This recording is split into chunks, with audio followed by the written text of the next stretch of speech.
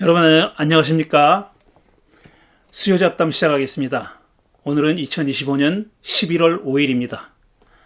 제 책 정말 야훼가 다 죽이라고 명령했을까? 여호수아서의 가나안 정복 이야기를 읽으며 설명하고 있습니다. 이제 거의 막바지에 도달했습니다. 그동안 이 정복 이야기를 기독교 학자들은, 그리스도교 학자들은, 그리스도교 구약 학자들은 어떻게 해석했는지를 살펴보고 있습니다. 오늘은 지난주에 이어서 몇몇 학자들이 어떤 대표적인 그러니까 어떤 경향을 대표하는 그런 학자들이 이 정복 이야기를 어떻게 해석했는지를 살펴보겠습니다. 지난주 얘기를 굳이 반복하진 않겠습니다만 마지막에 했던 얘기를 그 대목만 좀 반복하면은 이제 C.S. 코울즈라는 사람의 예를 들면서 제가 그 사람의 주장은 그리스도론적으로 해석해야 된다라는 겁니다. 참 말하기는 편한 말이에요. 그리고 다 그리스도론적으로 해석해야 된다 그러면 그렇지. 우리가 왜 그리스도교를 믿는 사람이니까, 예수 그리스도를 믿는 사람이니까 그리스도론적으로 해석한다는 말의 의미가 무엇인가에 상관없이 그리스도론적으로 해석해야 된다라고 말하면은 맞는 말 같아요. 근데 사실 따지고 보면은 굉장히 뭐라 그래야 되나, 좀 억지 해석이 많이 들어가는 경우가 흔합니다. 억지 해석인 경우가 흔해요. 그러니까 굳이 그리스도론적으로 해석할 필요도 없고 그러지 말아야 하는 이야기들도 그냥 그리스도라는 잣대를 들이대는 겁니다. 저는 지난주에 말씀드렸듯이 그런 해석에 절대로 동의하지 않는다고 했습니다. 구약성서는 구약성서로 하여금 말하게 하는 게 옳다. 이게 저의 생각이고, 가나안 정복 이야기도 마찬가지입니다. 이걸 신약성서라는 해석의 틀로 해석해야 된다라든가, 더 구체적으로 예수 그리스도의 말씀에 입각해서, 예수 그리스도의 언행에 입각해서 해석해야 된다라든가,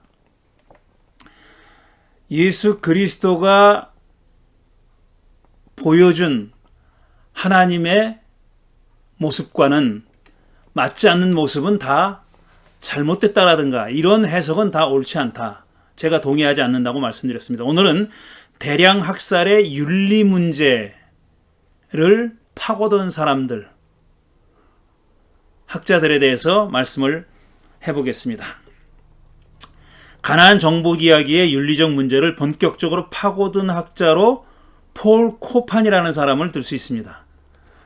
폴 코판이라는 사람의 쓴 책이 여기 있는데요. It's got a moral monster 라는 책입니다. 이렇게 하나님은 도덕적인 몬스터냐 괴물이냐, 이런 제목입니다. Making sense of the Old Testament God. 그러니까 구약 성서의 신을, 하나님을 make sense하게, 그러니까 말이 되게 이해할 수 있도록 읽는 방법에 관한 책이라고 말할 수 있습니다. 이 양반은, 폴 코판이라는 사람은 이 책 말고도 여러 이와 관련된, 이 주제와 관련된 논문을 여러 편 쓴 사람입니다. 이 사람의 주장을 살펴보겠습니다. 기독교 윤리학자인 그는 이 주제로 여러 편의 논문을 썼고 야훼 도덕성의 문제를 다룬 단행본도 출판했습니다. 이게 바로 그 책이 이겁니다. 이 코판은 성서는 대량 학살을 용납하는가라는 논문에서, 이 사람이 쓴 논문입니다, 레이몬드 브래들리라는 사람의 주장을 조목조목 반박을 합니다. 그러니까 이 논문은, 성서는 대량 학살을 용납하는가라는 논문은 이 브래들리라는 사람이 쓴 논문의 반박문의 형식을 가지고 있는 겁니다. 조목조목 반박하면서 다음과 같은 질문에 대해서 자신의 대답을 내놓는데, 그 질문이 뭐냐면, 첫째로 하나님은 무죄한 사람을 죽이라고 명령했는가? 이게 이제 브래들리가 제기하는 질문이에요. 브래들리가 제기하는 질문, 이런 질문에 대해서 코파는 나름의 대답을 하고 있는 겁니다. 브래들리가 보기에는 이스라엘이 하나님의 명령대로 가나안 사람을 살육한 행위는 비도덕적이라는 겁니다. 죽어야 할 정도로 무거운 죄를 저지르지 않은 사람들을 남녀노소 막론하고 의도적으로 무자비하게 살해한 행위는 윤리적으로 정당할 수 없다는 겁니다. 이게 브래들리의 주장이에요. 이에 대한 코판의 반박은 이렇습니다. 코판은 브래들리의 주장을 이렇게 반박합니다. 첫째, 이 명령은, 그러니까 가나안 사람들을 남녀노소를 막론하고 다 살육하라고 한 명령은 특정한 상황에서 특정한 사람에게 특정한 사람들을 죽이라고 한 일회적인 명령이다. 맞는 말이에요. 옳은 말이죠. 제가 여러 번 강조했어요. 이게 무슨 이스라엘이 벌인 그 이후에 벌인 수많은 전쟁의 하나의 큰 패러다임이다. 원칙이다. 모든 전쟁에 적용되는 원칙이다. 그건 아니라고 했습니다. 가나안 정복 전쟁에 대해서만, 거기서만 적용하는 전쟁 수칙이라는 얘기를 여러 번 드렸어요. 그렇지만 그렇다고 해서 이 명령이 가지고 있는 윤리적인 문제점이 면제되느냐? 윤리적인 문제점이 사라지느냐? 그건 아니라는 겁니다.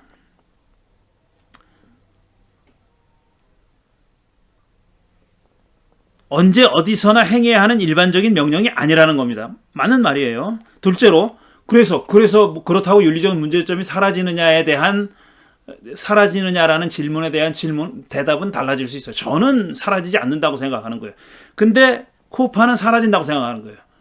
그저 한 번 그랬을 뿐인데 거기서만 적용된 원칙인데 마치 그게 일반적인 보편적인 원칙인 것처럼 생각하면 안 된다. 그 말은 맞아요. 그 말은 맞는데 그 특정한 상황에만 적용되는 일회적인 명령이었다고 해서 그 명령이 가지고 있는 윤리적 문제점이 사라지는 건 아니다라는 겁니다. 둘째, 가나안 사람들은 무지한 사람이 아니다. 그들은 악했기 때문에 쫓겨났다. 이건 성경이 줄기차게 얘기하는 겁니다. 가나안 사람들이 얼마나 패역한 종족들이었는지, 얼마나 나쁜 짓을 했는지, 심지어는 나중에 인신제사 얘기도 나오고 막 그러잖아요. 그런 사람들이었다는 겁니다. 그러니까 그 말은 다시 돌려서 말하면, 그러니 멸망당해 싸다, 멸망시키는 게 정당하다라는 그런 주장이 되는 겁니다. 셋째, 성서에는 가나안 사람들을 멸절시키는 명령과 내쫓으라는 명령이 둘 다 있다. 제가 텍스트를 해석하면서 여러 번 지적한 겁니다. 이건 서로 맞지 않는다, 서로 삼았지 않는다고 말씀드렸죠. 쫓아냈다면 멸절한 게 아니고, 멸절했다면 쫓아낼 필요가 없는 겁니다. 다 죽였는데 누굴 쫓아내요? 다 쫓아냈는데 누굴 죽여요? 말도 안 되는 겁니다. 둘 다 공존할 수는 없는 명령이에요. 그런데 둘 다 공존하고 있어요. 초점은 후자에 있다는 겁니다. 이건 이 코판의 주관적인 해석이에요. 초점이 후자에 있다. 다시 말해서 내쫓으라는 데 있다라는 주장의 근거는 어디에도 없습니다. 그런 서술이 있어요. 그렇지만 그게 더 우선적이라든지 그게 더 중점을 두고 거기에 초점을 맞춰서 해석해야 된다는 그런 원칙은 없어요. 오히려 이야기에 전개되는 것을 보면은 전자에 초점이 맞춰져 있는 것 같으죠. 다 죽였다는 얘기가 나오고 다 죽이지 않았기 때문에 이스라엘이 벌받았다는 얘기가 나오니까 초점이 후자에 맞춰져 있다는 주장은 텍스트상의 근거는 없는 겁니다. 가나안 사람들이 이스라엘이 그 땅을 정복한 후에도 여전히 남아 있었다. 이건 사실이에요. 그러니까 헤렘의 명령이 다 지켜지지 않았다, 제대로 지켜지지 않았다라는 근거는 되지만 다른 어떤 근거가 될 수는 없는 거죠. 하나님은 가나안의 종교를 박멸하라고 명령했지 사람들을 멸절하라고 명령하지는 않았다. 이거는 텍스트의 내용과는 완전히 상반되는 얘기죠. 가나안 종교만 박멸하고 사람은 남겨둬라 이렇게 명령하지 않았어요. 그들을 다 죽임으로써 그 종교를 박멸하라고 한 겁니다. 종교는 나쁘고 사람은 나쁘지 않으니까 종교만 없애라 이렇게 명령하지 않았어요. 사람을 죽임으로써 그 종교 자체를 없애버려라 이렇게 얘기한 거죠. 넷째, 가나안 정복 이야기에는 고대 중동 문화권에서 사용된 과장된 용법이 많이 나옵니다. 이건 사실입니다.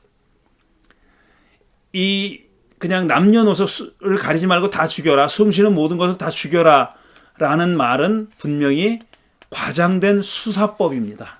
그리고 이렇게 전쟁과 관련해서 과장된 수사법을 사용한 사람들은 이스라엘 사람들만이 아닙니다.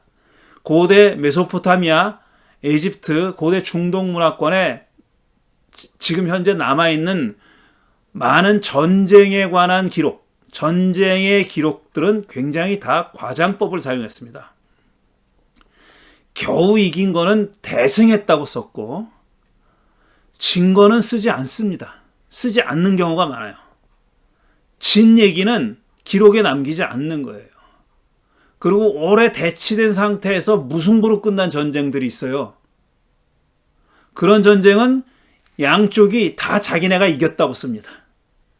이게 과장법이에요. 고대 전쟁에 관한 역사 기록은 이렇게 과장법을 사용한 경우가 비일비재합니다. 그러니까 헤렘 명령도 과장법이 사용된 경우라고 읽을 수 있어요. 그렇게 읽을 수 있습니다. 가능하다는 얘기예요. 그렇게 읽는 게 가능하다는 얘기입니다. 그러니까 이를 문자적으로만 해석해서는 안 된다는 거예요. 숨 쉬는 것들은 다 죽이라고 했다 그래서 정말 그랬다고 보면 안 된다. 이런 얘기입니다. 그러니까 문서상의 서술과 역사적인 사실을 등치시켜서는 안 된다. 왜? 과장법이 많으니까. 여호수아서는 현대적 의미의 역사서가 아니라 신학적 성격을 가지고 있는 문서라는 겁니다. 맞는 말이에요. 일리가 있는 말입니다.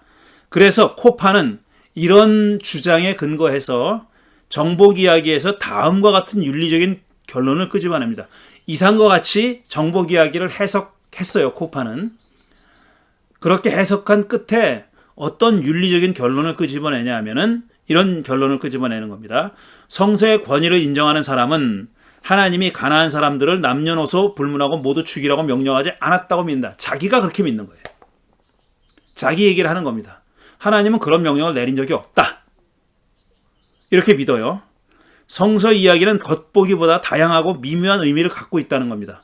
그렇게 아주 세게 얘기했지만 사실상은 굉장히 아주 미묘한 그런 의미를 가지고 있다는 거예요. 그래서 하나님은 가나안 사람들을 죽이라고 명령하지 않았다는 겁니다. 이 사람이 이끌어낸 결론이에요. 오랫동안 악행을 일삼아온 가나안 사람은 내쫓고 죽이라는 얘기가 아니라 쫓아내고 그 자리를 자격을 갖춘 이스라엘에게 땅을 차지하라고 명령했을 뿐이다. 이게 이 사람이 보는 가나안 정복 이야기입니다. 코판이 보는 가나안 정복 이야기. 요약하면은 가나안 사람들을 야훼 하나님은 케레마라고 명령하지 않았다라는 겁니다. 다만 쫓아내라고 명령했을 뿐이다. 그리고 그들이 쫓겨난 이유는 패역하고 부패했기 때문에, 그 땅에 살 자격이 없기 때문에 쫓아낸 거고, 그 땅은 그들 대신 차지할 만한 자격을 가지고 있는 이스라엘 사람들이 차지하도록 만들었다. 이겁니다. 그러니까 거의 어떤 아무런 윤리적인 문제가 없다는 거예요. 쉽게 얘기하면. 왜? 학살하지 않았으니까. 윤리적인 문제가 없다는 얘기입니다. 그걸 아주 이렇게 길게 쓴 거예요. 코판의 주장에 대해 또 모리스톤이라는 사람이 있어요. 웨슬리 모리스톤이라는 사람이 있는데 이 사람이 또 이 코판의 주장을 비판하는 논문을 썼습니다. 그의 비판에는 눈여겨볼 지점이 있습니다. 이렇게 주장했어요. 그 사람은 만일 미국 대통령이 하나님의 명령을 받아서 이란을 공격해서 이란 국민을 멸절하겠다고 선언한다면 사람들은 그것을 잔인한 행위라며 도덕적으로 비난할 것입니다. 양심 있는 사람들은 그렇게 비난할 거예요. 물론 아주 극우파 사람들은, 아주 보수적인 기독교인들은 잘했다고 할지 몰라요. 왜? 이란은 무슬림 국가니까. 그리고 미국과 적대 관계에 있는 나라니까. 미국 대통령이 자기가 주장하기를 하나님의 명령을 받았다, 내가. 하나님이 이렇게 하라고 했다. 그래서 이란의 국민을 멸절시키겠다라고 선언한다면 사람들은 그 주장의 비윤리성을 비판할 것이고, 더 나아가서 그가 하나님의 명령을 받았다는 주장도 의심할 겁니다. 미국 대통령이 나 하나님의 명령을 받았어 라고 주장한다 치더라도 많은 사람들이 그런 주장을 의심할 거라고요.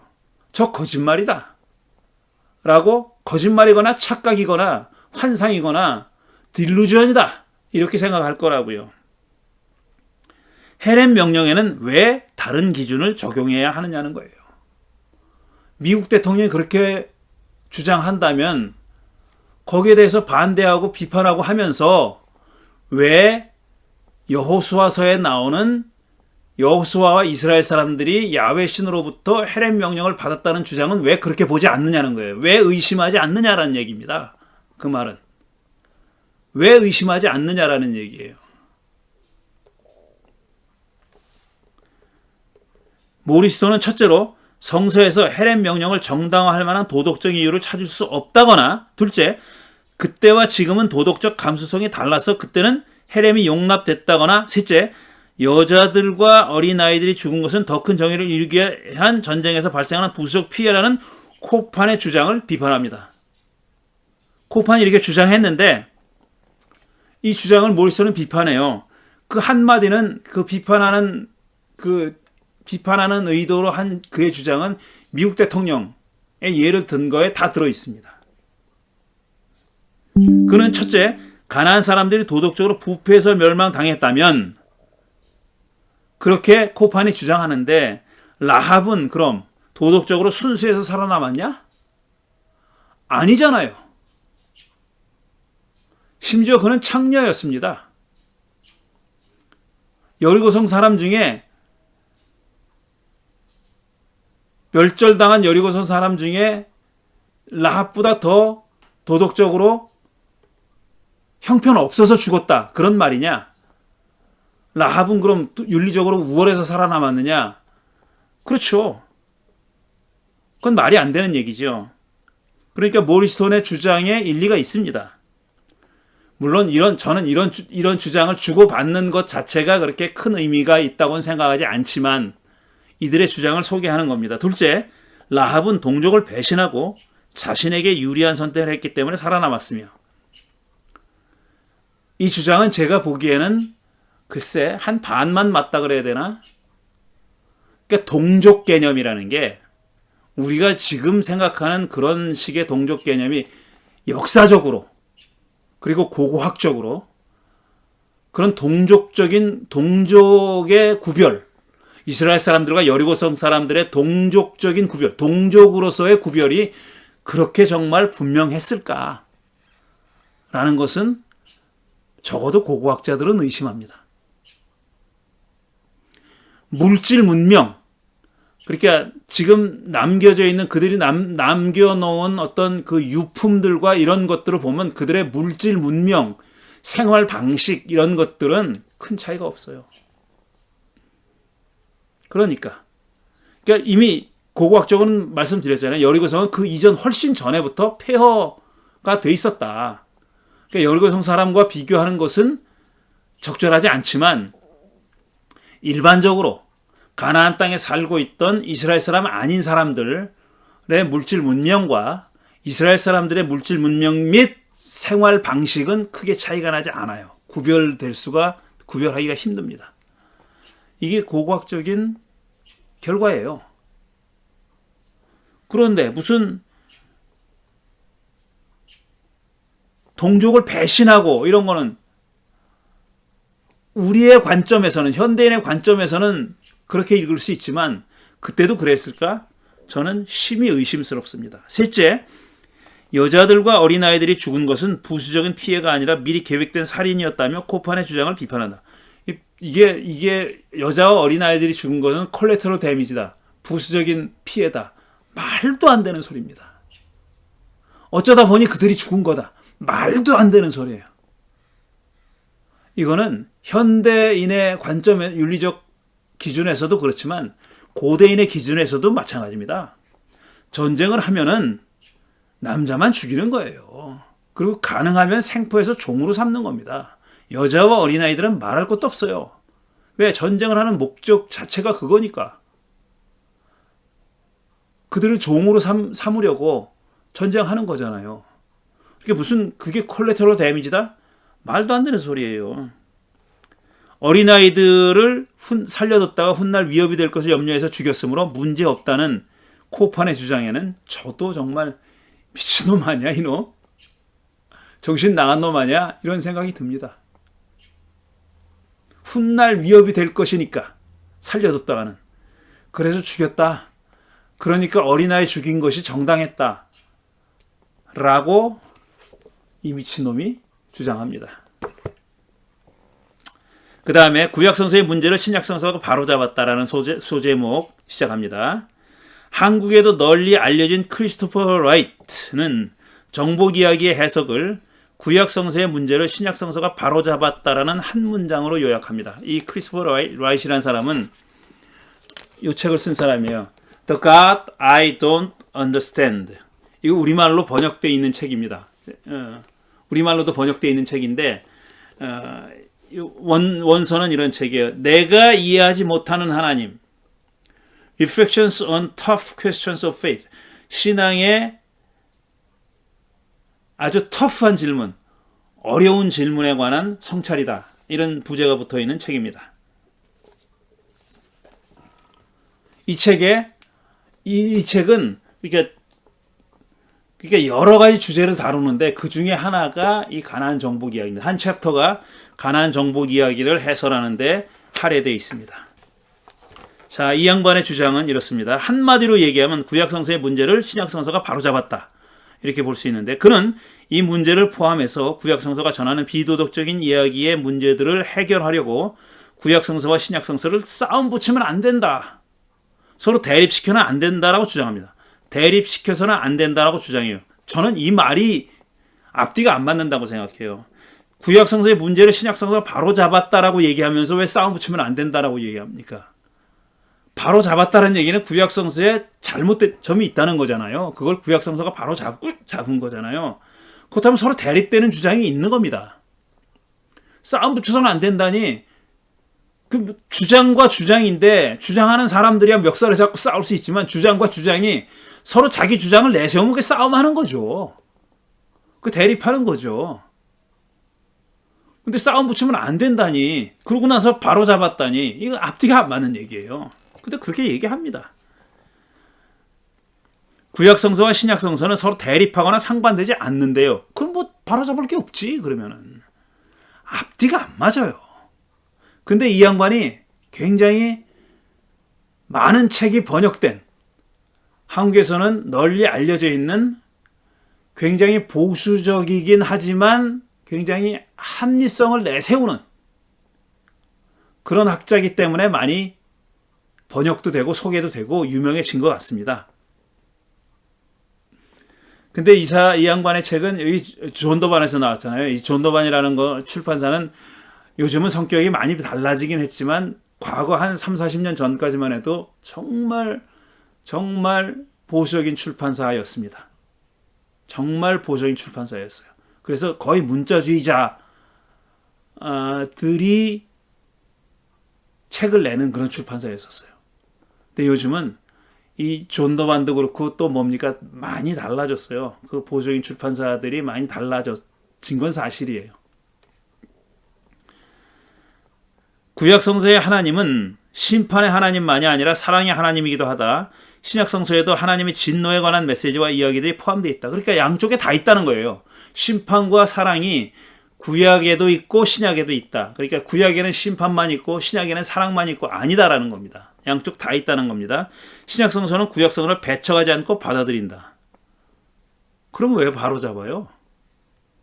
자꾸 반복됩니다. 헤렘을 하나님의 명령으로 받아들인 이스라엘이 틀렸다는 주장에 그는 동의하지 않습니다. 그러니까 이스라엘이 하나님의 명령을 잘못 이해했다라는 주장을 하는 사람이 있어요. 지금 앞에서 얘기했잖아요.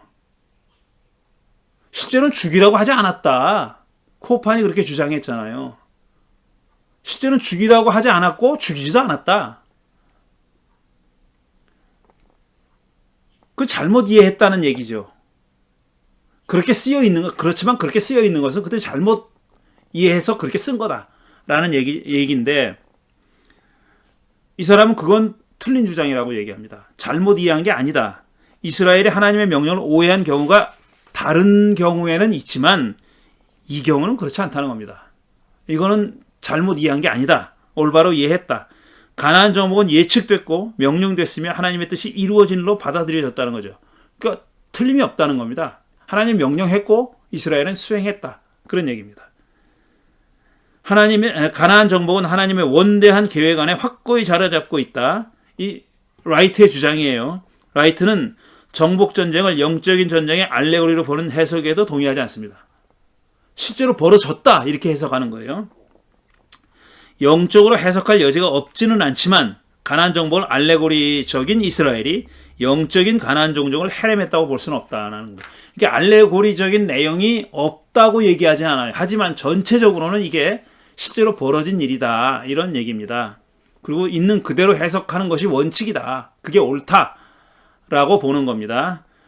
라이트는 기존 해석을 비판한 다음 자신의 해석을 전개하는데 그가 주장하는 내용은 이겁니다. 그는 여호수아서가 고대 중동 지역 전쟁 문화의 수사법을 사용했음을 인정합니다. 그러니까 과장된 수사법을 사용했다는 걸 인정해요. 고대 근동의 전쟁 수사법이 과장법이거든요. 이기지도 않았는데 이겼다 그러고 겨우 이겼는데 대파했다 그러고 서로 맞서서 무승부로 끝났는데 대파했다 그러고 졌는데 졌다고 안 하고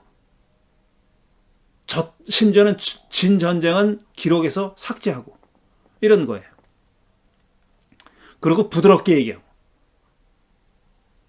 졌다는 사실을 졌다고 얘기하지 않습니다. 헤렘도 그렇게 사용된 수사법 중에 하나라는 겁니다. 헤렘은 이스라엘에만 있었던 관습도 아니고 문자적으로 해석해야 하는 규정도 아닙니다. 그러니까 헤렘이 이스라엘만 있었던 관습이 아니다라는 것은 다른 고대 중동 지역의 다른 이스라엘 말고도 헤렘이라는 단어가 등장하는 그런 문서들도 있고 그때 헤렘이라는 단어가 이 멸절이라는 뜻과 유사하게 사용된 경우도 있습니다. 많지는 않아요. 많지는 않은 건 사실이고 또 헤렘을 전문적으로 연구한 제가 헤렘을 다룰 때 언급해드렸던 2개의 박사학위 논문이 있습니다. 아주 전에 오래전에 나온 게 하나 있고 또 최근에 나온 게 하나 있다 그랬잖아요. 근데 거기 보면은 고대 중동의 이 이스라엘 이외의 다른 문화권의 문서들 가운데도 헤렘이 등장하는 예들을 다 열거해 놓고 해석해 놓은 그런 대목이 있습니다. 있어요. 그러니까 이스라엘에만 있었던 관습이 아니고 문자적으로 해석해야 하는 규정도 아닙니다. 그건 맞는 말이에요. 다 맞는 얘기예요. 과장된 표현도 고대 중동 문화권의 관습을 따랐을 뿐이다 라고 라이트는 주장합니다. 헤렘이 이스라엘의 모든 전쟁에 보편적으로 적용되지도 않았다. 가나안 정복을 비롯한 몇 번의 전쟁에만 적용된 특수한 명령이다. 다 맞는 얘기예요. 여기까지는 다 맞는 얘기. 왜 맞는 얘기를 할 수밖에 없느냐 하면은 증거 자료들이 있으니까.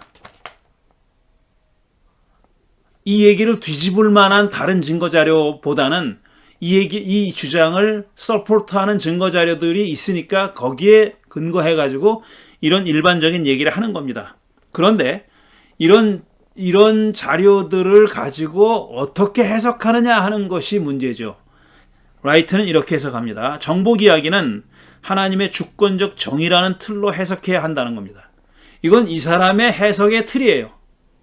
라이트의 해석의 틀이에요. 이걸 그냥 개별 사건으로만 보지 말고 더 큰 해석 틀 안에 있는 하나의 케이스로 봐야 된다. 하나님의 주권적 정의. 근데 그 해석 틀이 뭐냐? 주권적 정의라는 거예요. Sovereign Justice. 주권적 정의라는 겁니다.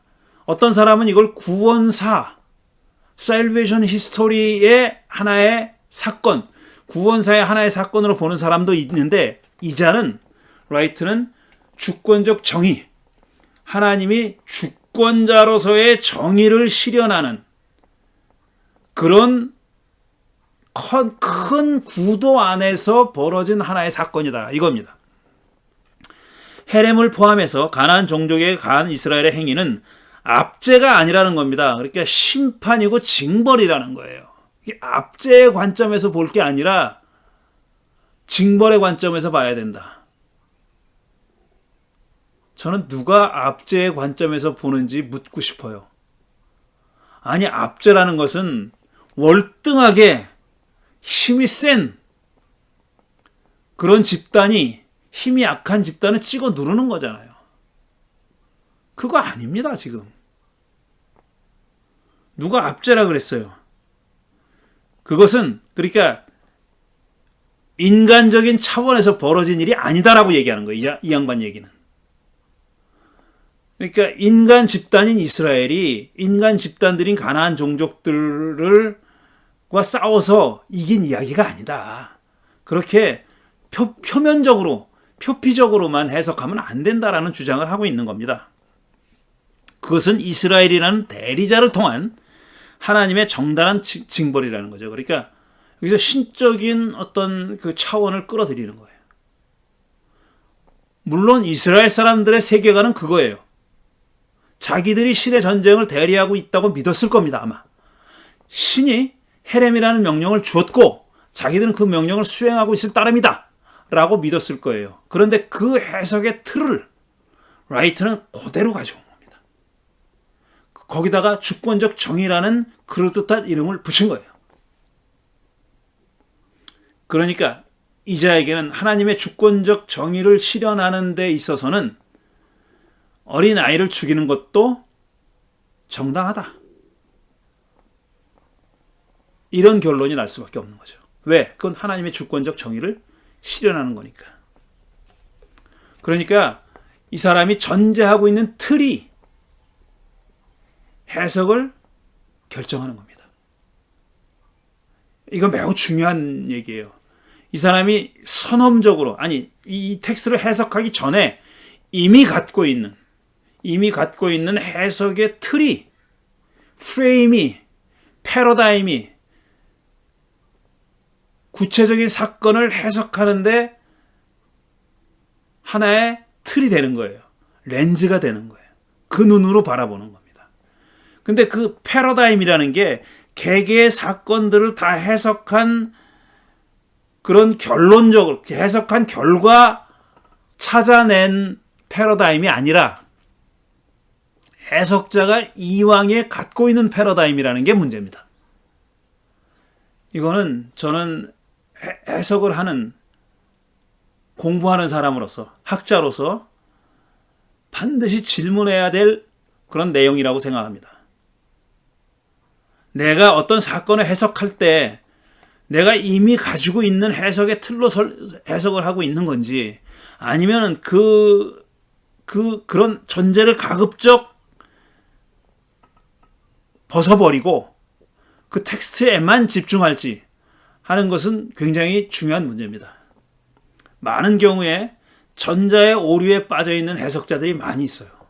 저는 라이트도 그런 사람 중에 하나라고 봅니다. 그것은 이스라엘이라는 대리자를 통한 하나님의 정당한 징벌이었다. 가나안의 문화와 종교가 악했기 때문이라는 겁니다. 이건 성경에 나와 있는 그들의 세계관, 그러니까 여호수아 시대 사람들, 여호수아서가 기록돼 있었던 시대의 사람들의 세계관을, 윤리관을 그대로 가져오는 거예요. 아모리 사람들의 죄가 아직 벌을 받을 만큼 이르지는 않았기 때문이다 라는 창세기 15장 말씀을 인용하면서, 그러니까 아직 벌을 받아야 될 때다 이거예요. 그게 지금 실천됐을 뿐이다 라는 주장입니다. 라이트는 그들에 대한 하나님의 심판은 정당했다라며 이렇게 주장합니다. 인용입니다. 성경 자체의 증언을 진지하게 받아들이려는 사람은 정복이 악한 사회에 내리는 하나님의 징벌 행위이며 이스라엘은 인간적인 대리자로 사용된 것이라는 일관된 성경의 확언을 진지하게 받아들여야지. 성경이 그렇다면 그런 줄 믿어야지. 이 성경의 확언을, 성경이 이렇게 주장하는 것을 이스라엘 스스로가 행한 침략이라는 독을 제거하기 위해서 이기적으로 사용한 해독제로 여기고 무시해서는 안 된다. 그러니까 이스라엘 사람들이 행한 비윤리적인 짓을 합리화하기 위해서 끌어들인 걸로 이해해서는 안 된다라는 얘기입니다. 그건 본래가 하나님의 징벌 계획에 들어있었다. 왜? 가나안 사람들은 악했기 때문이다.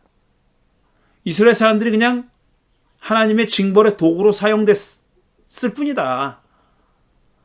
본래 이스라엘 사람들이 성정이 나쁜 놈들인데 그냥 욕심으로 땅을 차지하기 위해서 이스라엘 사람, 가나안 사람들 다 죽여놓고 그 행위를 정당화하기 위해서 하나님이 이건 주권적인 정의를 실행하는 일이었고 자기들은 그 일을 수행했을 뿐이다 라고 합리화한 걸로 읽어서는 안 된다라는 겁니다.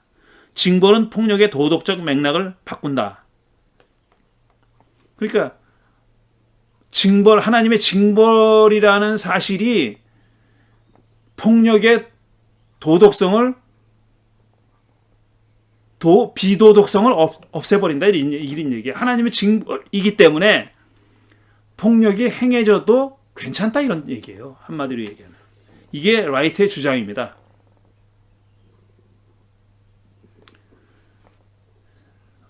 저는 이 크리스토퍼 라이트라는 사람이 우리말로 번역된 라이트가 되게 많아요. 여러 명인데 가장 유명한 사람이 앤티 라이트, 뭡니까? 그 신약 성서학자 크리스토퍼 라이트라는 사람도 앤티 라이트 못지않게 유명한 라이트입니다.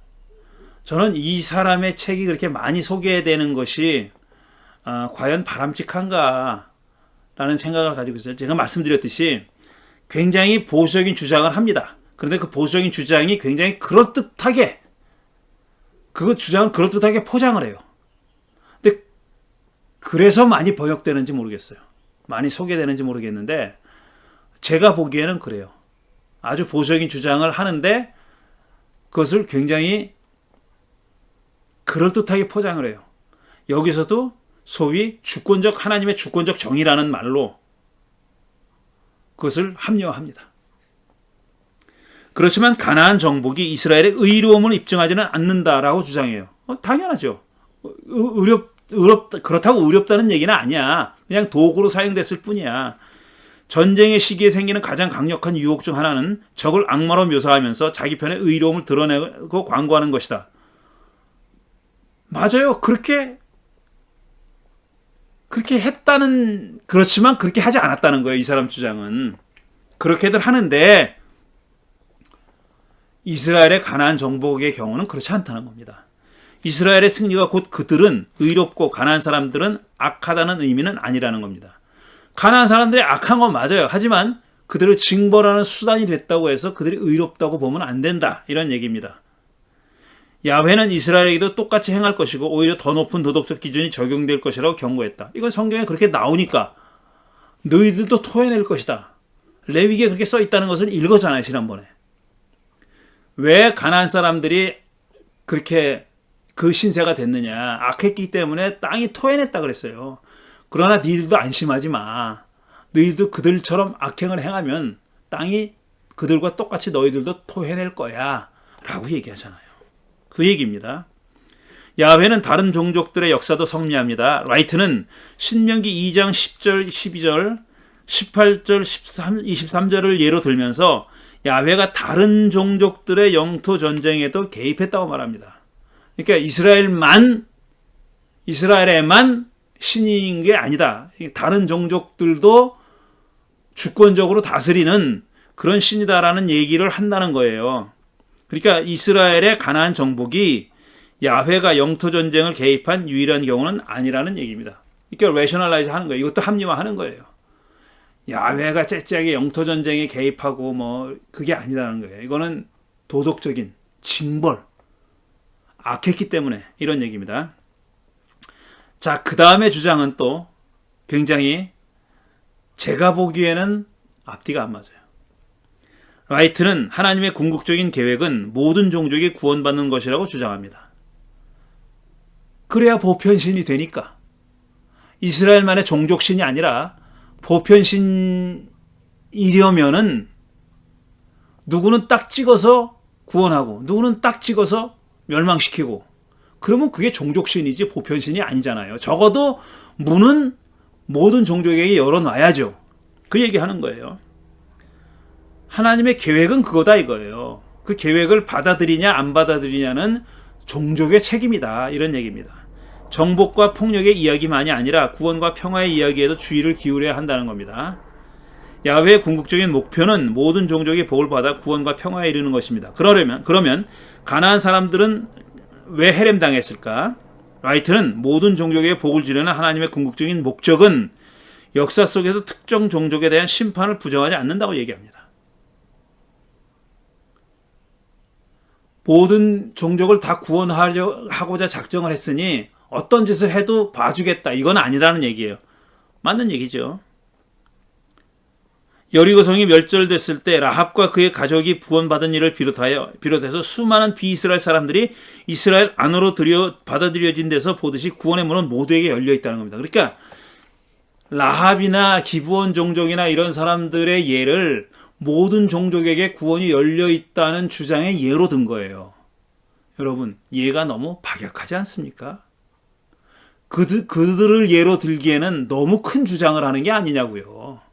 모든 종족에게 구원의 문이 열려 있다면서 거짓말로 구원받은 기브온 종족, 그 다음에 맹세한 것 때문에 구원받은 라합 집안 사람들을 포함시키는 것이 너무나 짜치지 않냐 이거예요.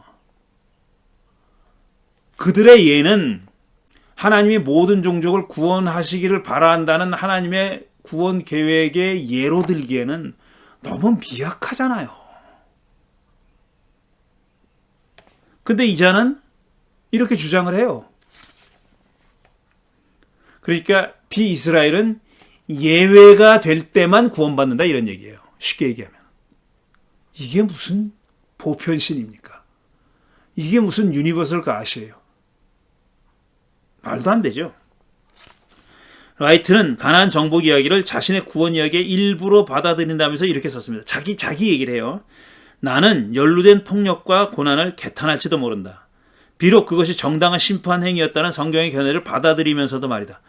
그러니까 성경이 그렇게 하는 건 징벌이기 때문에 정당하다라고 하면서 그래도 개탄하고 아쉬워하고 아이고 할 수 있다는 거예요. 내 개인은 뭔가 다른 길이 있으면 좋았을 것이라고 바랄지도 모르겠다. 그런 아쉬움을 품을 수도 있다는 얘기예요.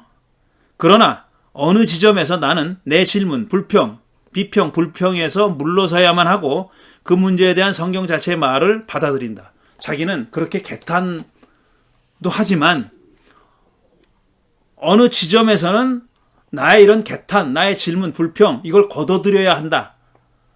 라는 점을 인식한다는 거예요. 걷어들이고 성경의 주장을 있는 그대로 받아들여야 한다는 것을 안다는 겁니다. 성경이 내게 모호하지 않게 말하는 바에 의하면, 분명하게 말하는 바에 의하면 세상의 구원을 위한 유일한 소망을 구성한 더 큰 내러티브가 있는데 정복은 그 안에서 일어나는 하나님의 행위라는 것이다. 그러니까 하나님은 모든 민족을 구원하시려고 한다는 원대한 계획 가운데 있는 하나의 사건이다라는 얘기입니다. 그러니까 원대한 계획 자체를 의심하면 안 된다. 잠시 개탄할지라도, 잠시 불쌍히 여길지라도 빨리 정신 차리고 하나님의 원대한 계획을 받아들여야 된다. 그 말은 멸절을 정당하다고 받아들여야 된다라는 얘기입니다. 그는 가나안 정복을 십자가의 빛 아래에 뒀을 때 정복에서는 심판받아 마땅한 사회가 심판을 받았지만 십자가에서는 인간의 악함에 대한 심판을 하나님이 자신에게 지웠음을 알게 된다고 했다. 저는 이런 얘기를 보고 뜬금없다고 얘기합니다. 느닷없이 예수님의 십자가를 끌어와가지고 가나안 정복 이야기를 해석하는 틀로 삼는 거예요. 저는 두 개의 사건은 전혀 상관없다고 생각합니다. 전혀 상관없다고 생각해요. 그는 가나안 정복 이야기에서 하나님의 주권에 대한 성서의 가르침에 겸손하게 순종할 것과 그리스도 십자가의 신비를 성찰하는 메시지를 끌어냅니다. 저는 안 끌려나갑니다. 못 끌려나갑니다.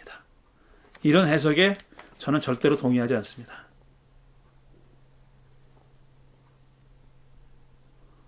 오늘은 여기까지 하겠습니다.